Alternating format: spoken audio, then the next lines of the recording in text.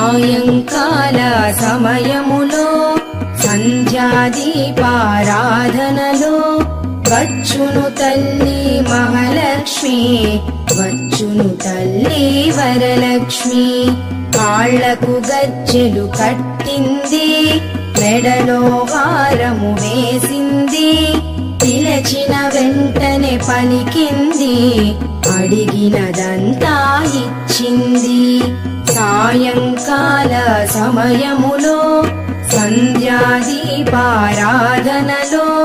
వచ్చును తల్లి మహాలక్ష్మి, వచ్చును తల్లి వరలక్ష్మి.